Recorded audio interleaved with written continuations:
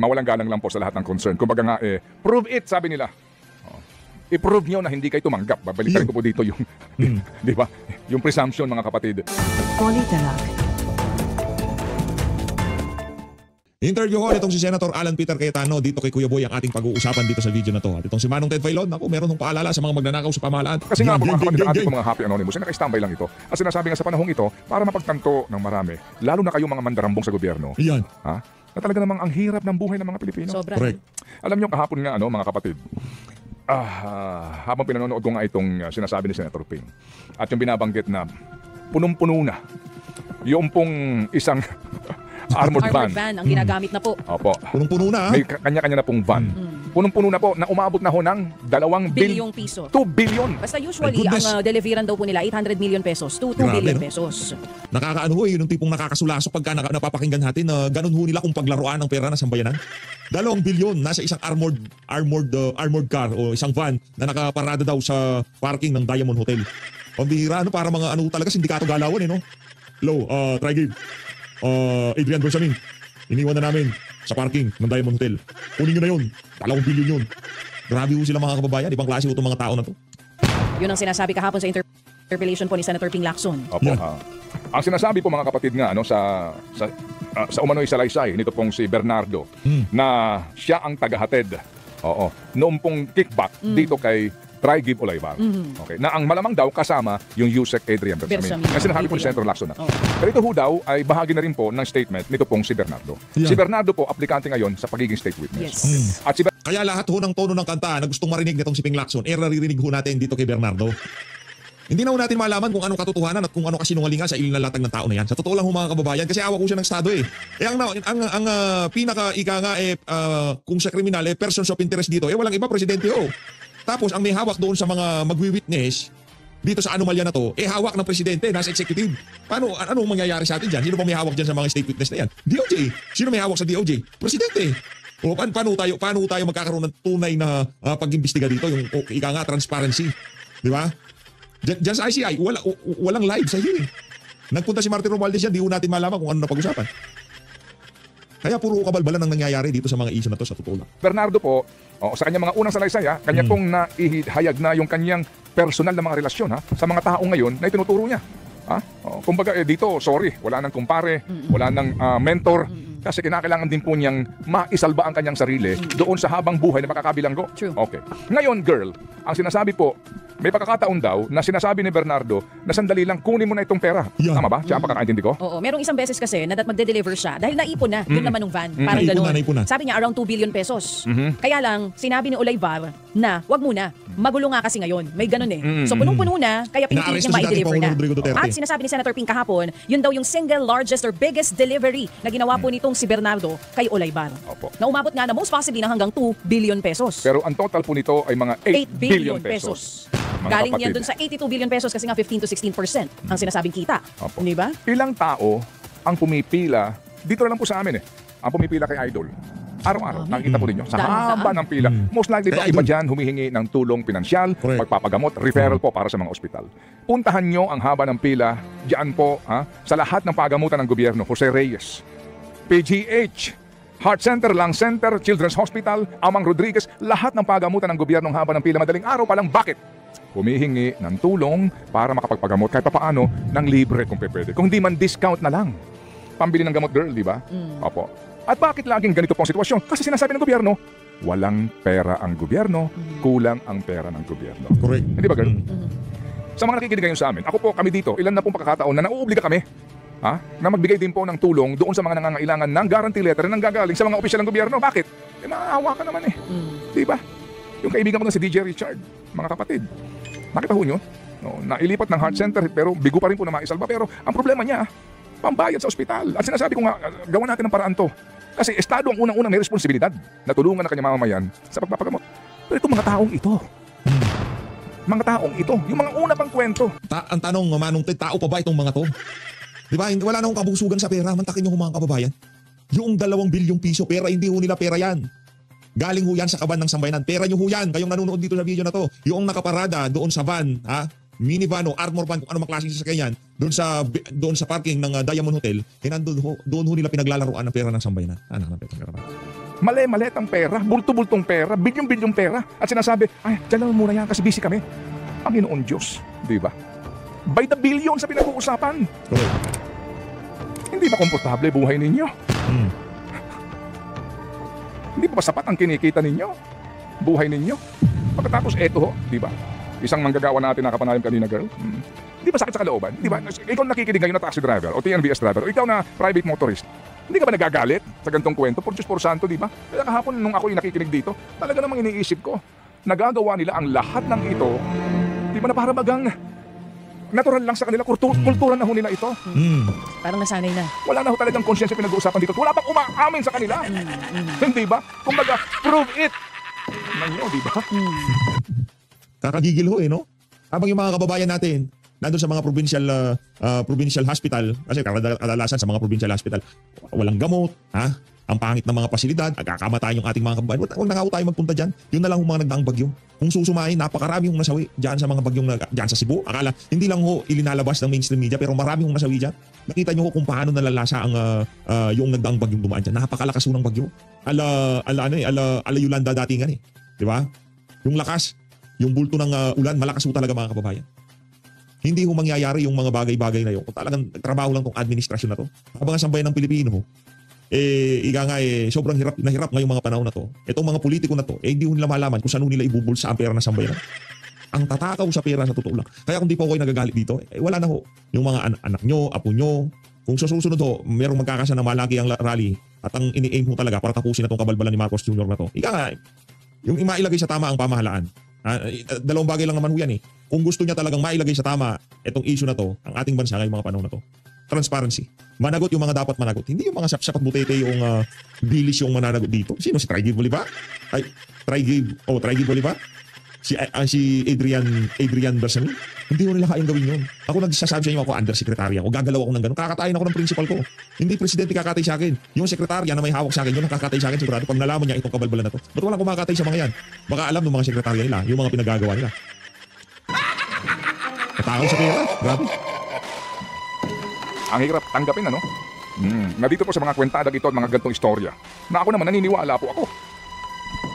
Pero kinakailangan pa nating idaan sa husgado, girl, kasi due process. Yo! Kaya nga Pero yung paglalagay ng pera dyan sa parking ng Diamond Hotel, walang due process. Basta kinuha lang ho nila yung pera, ilinagay nila doon, walang due process. Pero pagka pananagutin na, yung mga individual na nagdala doon sa mga pera na yun, nakialam doon sa mga pera na yun, hindi nila dapat pakialaman, kailangan dumaan ng due process. Napaka-unfair ho talaga ng buhay na ito. Napaka-unfair. iniisip ko, saan kaya nila dinadala pera? Mga bata pa ito eh. Tignan mo yung mga profile nila. Ito ba? Yung bang 8 billion, Rome, Ortigas, tingin mo, sinolo lang nila ito? Ikaw tingin mo, Cha? I don't think so. Di ba? Hindi kasi for... Ako ito lang personal na opinion lang. Hindi pa naman natin napapatunayan kung lahat ito may katotohanan. At yung mga tao na lahat na involved, syempre sinasabi po nila hindi yan totoo. Pinabubulaanan nila lahat ng mga testimonya po nitong si Bernardo, maging ni Alcantara at nga nitong si Hernandez. Pero kung totoo man, ang sa tingin ko, parang hindi lalakas yung loob ng isang tao na masabit sa ganyang kalaking halaga kung walang mas malaki pa sa kanya na magpoprotekta dito. Kung totoo man po ito. Yun lang ang aking palagay dyan. Ano sa tingin mo, partner? Pero yes, we feel you. Diba? Kahit hindi na lang yung mga pumipila po doon sa mga ospital yung mga middle income earners. Kasi minsan pag nagdadrive ka na ng sasakyan o kaya may nakakakain na sa mga restaurant na gusto mo, iniisip ng iba, marami kang pera. Hindi po ganun yun. Hindi ba nagtatrabaho ka ng maayos para mabigyan ng magandang buhay ang pamilya mo? Nahihirapan ka sa pagising araw-araw, binubuyo mo yung traffic everyday kasi meron kang anak na pinag-aaral. Meron kang mga bayarin na kailangan mong bayaran. Pero bago dumating sa sweldo mo, nabawasan agad ng tax. Kaya ang sakit sa loob kasi kababayad ko lang ng tax itong nakaraan. Sakit po talaga sa loob kung kanino ko sinabi. Sabi ko, ang hirap maglabas ng ganitong pera, tapos alam mo na may ganitong issue, yung gobyerno, na hindi nila maipaliwanag. Sino ba talaga ang mastermind dyan? Kami, hirap na hirap magtrabaho para may pangambag sa gobyerno. Pagkatapos makakarinig kami ng mga ganitong balita na isang bagsakan, 2 bilyong piso ang deliveran, kung totoo man yan. Ako naniniwala ako, mga kapatid, dito po sa mga statement na ito, nang naggusto hong maging state witness. Opo. Sabihin na po natin na prejudge mo na itong isyong ito. Dito po sa isyong ito. Mawalang galang lang po sa lahat ng concern. Kumbaga nga, prove it, sabi nila. I-prove nyo na hindi kayo tumanggap. Babalikan ko po dito yung, di ba? Yung presumption, mga kapatid. Kasi na lang, 9:25 in the morning. PhilHealth Fund. Bakit ba nila kinalikot? Bakit ba pinakialaman nila Ralph Recto? Nila Pangandaman? Alright? Opo. Bakit ba pumayag sila Grace Po? Right? Bakit po ba nila pinahintulutan? Nakalikutin po yung pondo ng PhilHealth na dapat po ay pinakikinabangan ng mga miyembro. Bakit? Kulang ang pera ng gobyerno. Para saan? Para daw sa mga health workers, para daw sa ganito, etc. Yan. Hindi ba? Anong kulang ang pera ng gobyerno? Ito ho. Sinasabi nga po itong wala pa man pong listahan, may komisyonan na. Hindi pa lumalabas ang official mismo. NEP pa lang may komisyonan na. Lalo na paglabas po ng GAA, nakatanggap na po mga kapatid ng bilyones. Panginoon Diyos talaga naman, opo. Tapos yung pong pera ng PhilHealth, gagahasain nyo pa sa katwiran na walang pera ang gobyerno? Hindi po nagkukulang sa pera ang gobyerno. Sumosobra ang gobyerno sa dami ng mga magnanakaw. Palakpakan natin itong si Manong Ted Pailon. Solid ho yun, solid. At dahil ho dyan, umpisahan na ho natin itong kay Kuya Boy at itong kay Senator Alan Peter Cayetano. Game! Maraming salamat muli sa pagkakataong ito. Ako magpapasalamat sa oportunidad na ito, Kuya Boy. Ilang oras pa lamang ang nakakaraan, naglabas muli si former Congressman Zaldico ng kanyang Part 3 sa kanyang mga revelasyon. Nag-umpisa nung isang araw, sinundan, tapos ito nga. Huwag na natin isa-isahin, pero ang gusto malaman ng bayan ay ito bang tawagin na natin kung ano man, expose, revelasyon, mga kwento ni Congressman Zaldico na matagal na inantay ng taong bayan. Does this change the game, ika nga? Quick answer, yes. Game changer ito, whether you believe him or not. No? So first lesson, expect the unexpected because everyone was expecting hindi magsalita or pag magsalita, didepensahan lang yung sarili niya.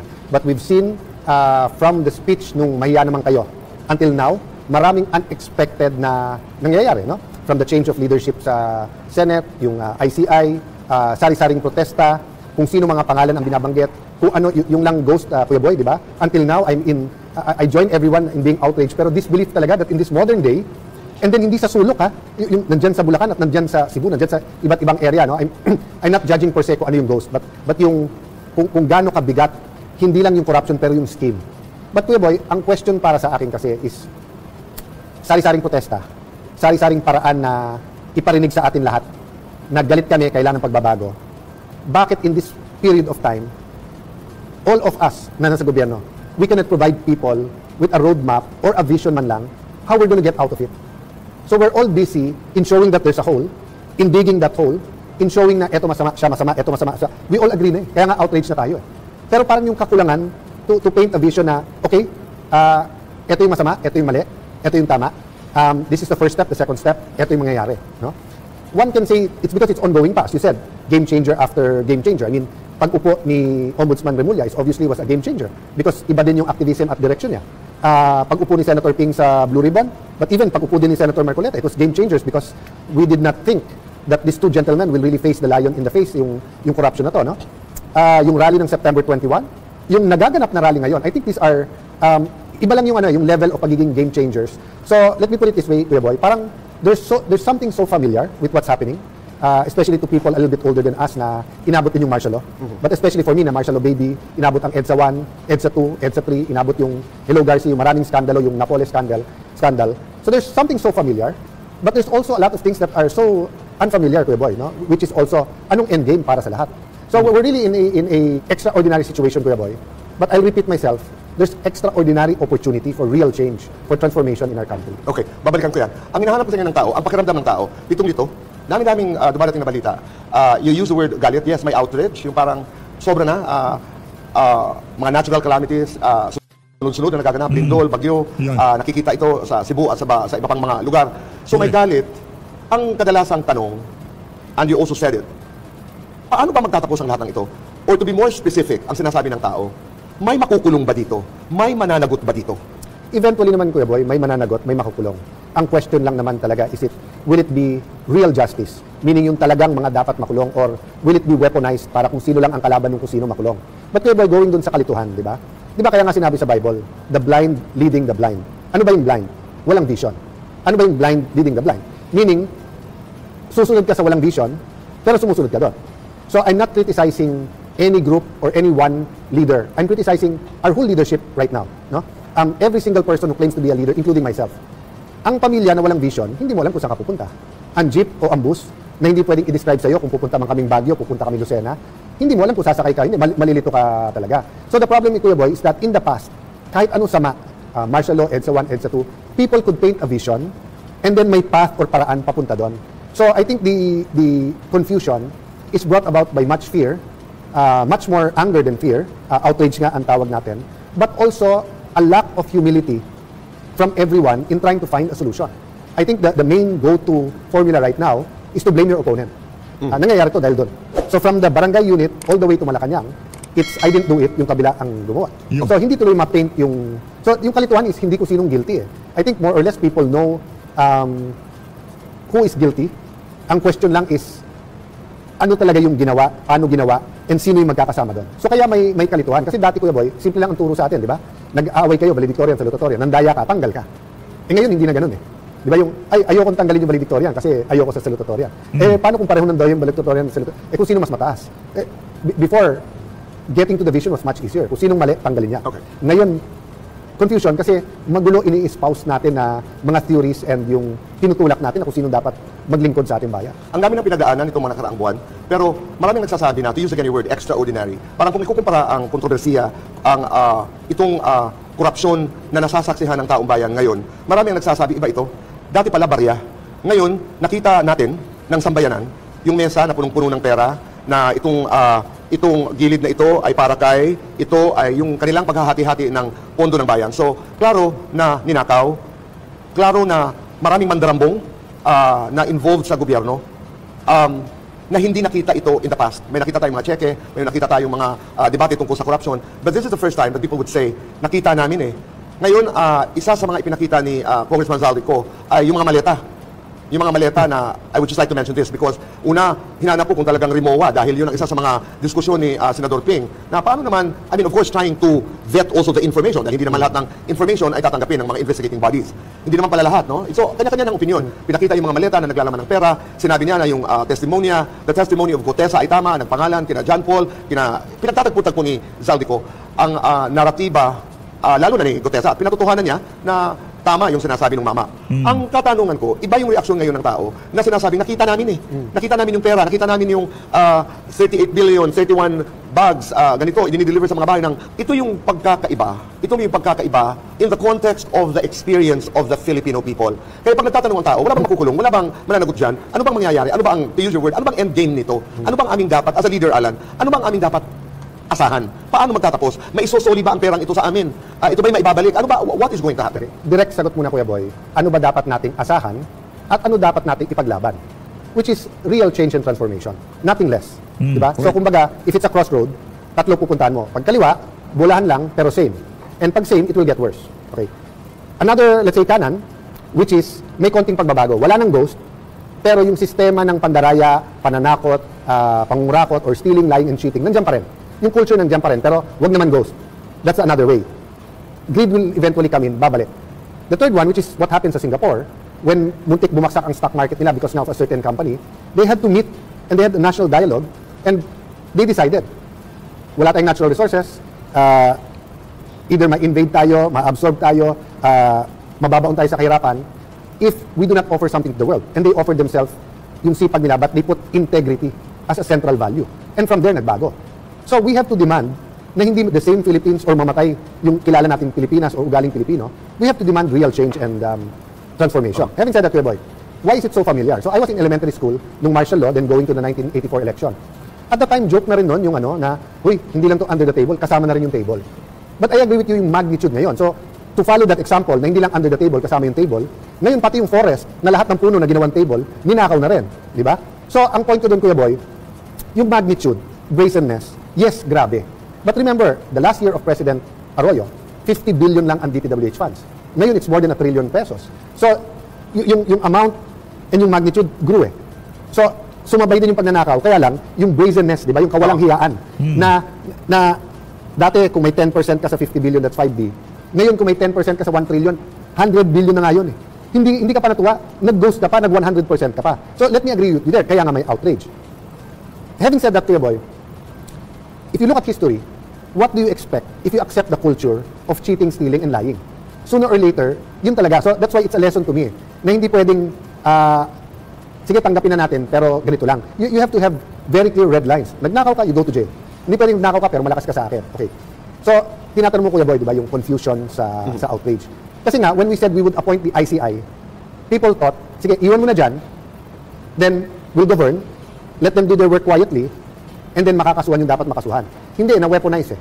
Di ba? Without criticizing the Blue Ribbon Committee, whether led by Senator Marcoleta or Senator Ping, the ICI, the Ombudsman, one, hindi nag-focus sa ghost lang. Muna. Focus ha. I'm not saying wag tingnan lahat. I'm saying focus muna. Number two, hindi nag-focus muna sa masterminds. So, naggugulo yan. Sabi sa Bible, if you want to get the strong man, you bind him muna. Diba? So kung may bilyonaryo kang kalaban, hulihin mo siya, itali mo yung pondo niya, para hindi niya magamit tauhan niya, armas niya at pera laban sa'yo. Diba? Pero kung sasabihin mo, hindi, hulihin ko lahat yan. Pero siya may pera, may kapangyarihan, guguluhin niya talaga yan. And there are people who are now, not only people, groups, who are benefiting with the gulo. Because nga, wala tayong humility na, baka I'm part of the problem. Ang ano natin is, kung ako, masosolve ko yan. Okay. Ako dapat. Okay. So, in the short term, Kuya Boy, wala akong nakikitang lilinaw ito. Diba? Because wala nang national dialogue eh. We're not talking to each other, we're not listening to each other. We're just affirming what we already believe. So if the Pinklawans think it's a DDS, the DDS thinks it's Marcos, Marcos thinks it's ganyan, we're trapped ngayon doon. So while the one testimony could be a game changer, it could be true or not. Sino pa nagsabing, patapusin niyo muna ako, wag muna kayong galit, makinig muna kayo? Si Zaldico. But everyone else is not saying that. Yung naniniwala sa kanya, totoo, magalit na kayo kay Marcos. Yung Marcos group, ba't makikinig man lang kayo? Diba? So because of that outrage, na may kasamang, siyempre outrage anger yan eh. Pero may kasamang kalituhan, may kasamang fear. Ano mangyayari sa ating bansa? One last point, Kuya Boy. At nabanggit ko to officially sa budget hearing ng DPWH kay Sec Vince. Sec Vince, do you agree with me? Dalawa ang trabaho mo ngayon. One is habulin yung mga ng loko. But the other one is to continue building our nation. So ang problema, Kuya Boy, dun tayo caught up ngayon eh. So many things are stalling.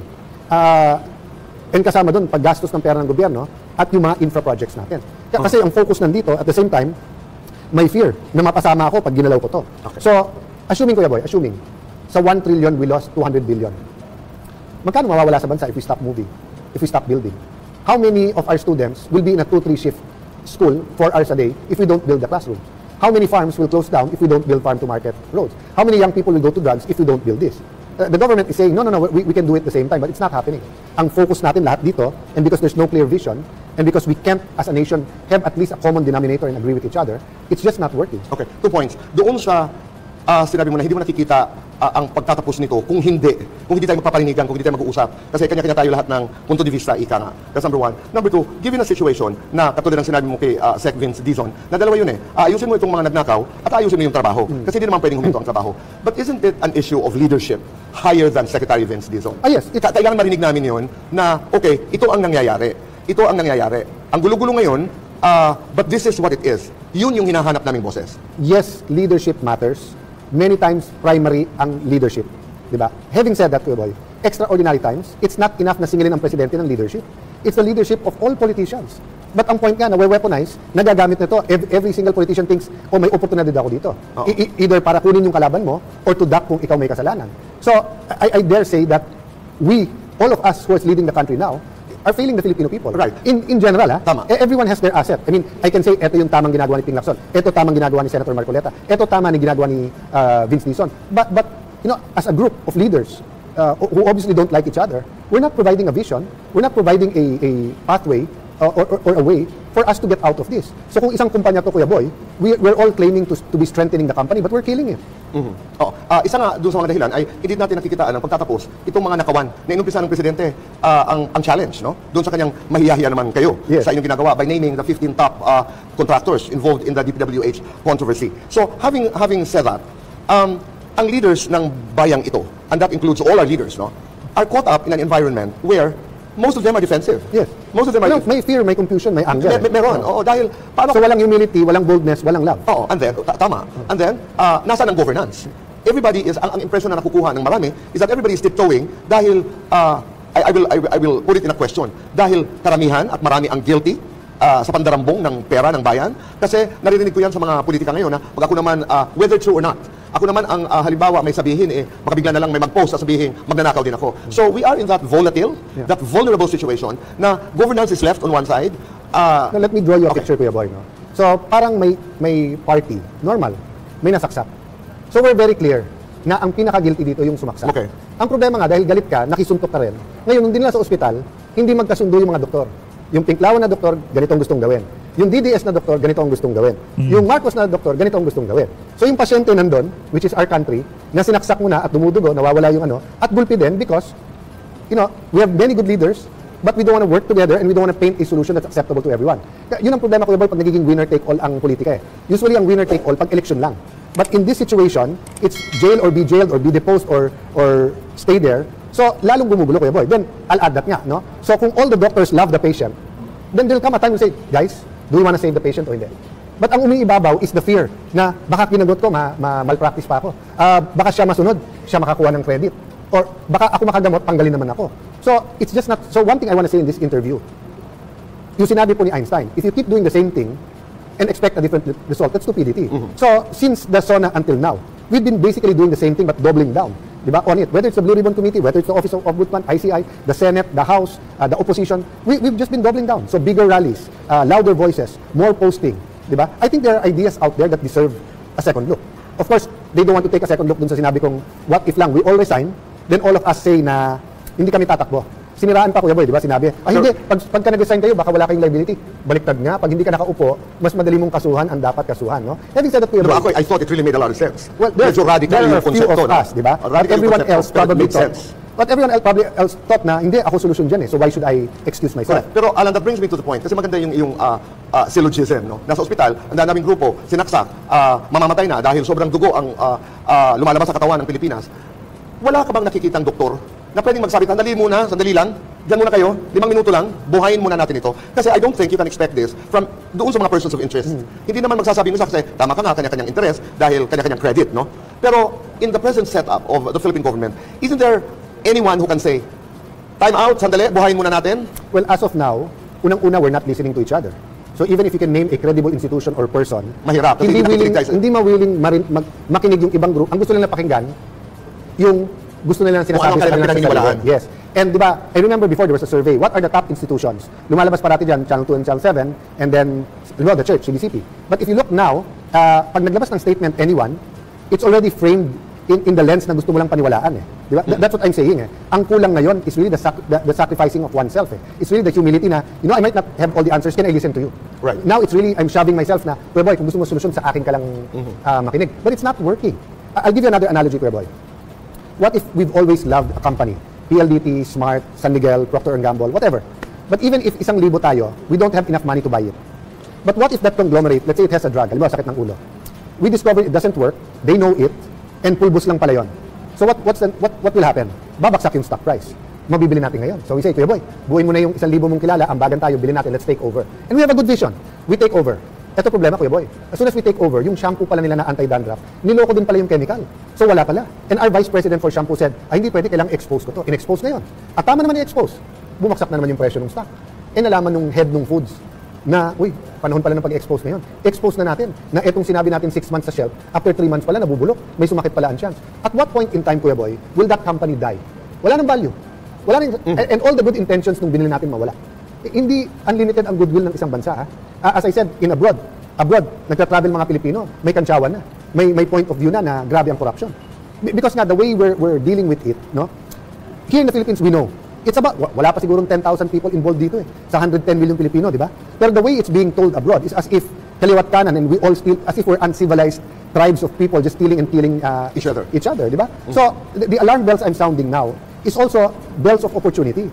We have an opportunity to have real change, for transformation. We have an opportunity for peacefully solving this, for using our constitution, ganyan. But yun nga, I think we have so much blinders, and then we're an algorithm, driven na we just want to prove na tama ako, mali siya. Lahat tayo magaling. I mean, don't get me wrong, 99.9% of us want to jail the corrupt. Ang ayaw lang, syempre, yung mga pinaka-corrupt. But almost none of us want to agree that we're part of the problem. We have a political culture, socio-economic culture, that allows stealing, cheating, and lying. If we don't change that, we'll only address the ghost, pero babalik na naman ito. Pero, alam am I getting you right, that, dalawa yun, two-pronged no yung problema. Ito, meron tayong kinakaharap na problema ng korupsyon. DPWH pa lang yun. Hindi pa natin pinag-uusapan ng marami pang mga sangay ng gobyerno. But let's start somewhere. Natuloy-tuloy, na hindi rin natatakot. Correct, oo. Ito muna. Pero huwag natin kalimutan that we have a responsibility to govern as leaders. Right. Yes. That's what you're trying to say. I'll give you a specific... I'm sorry, Alan. And then third, huwag natin kalimutan na there are fundamentals. Ito na yung our capacity to hear each other values, in other words. Okay. So, specific example, North Rail. Mukhang may kalokohan doon. So, nung panahon ni President Aquino, stinap yung project. Ginastusan na yung relocation ng informal settlers at may ginastos na doon. And then may arbitration yon kasi may pera nang nilabas. We lost that. Dumami na naman yung informal settlers, 2, 3 years, 4 years later, or after the administration, magandang project pala, double na yung cost. So I'm not saying wag pansinin at wag habulin at wag ayusin. Pero we already learned from that. We're doing the same thing now. We're finger pointing, we're stopping all of these problems. Yung baha ba titigil, Kuya Boy?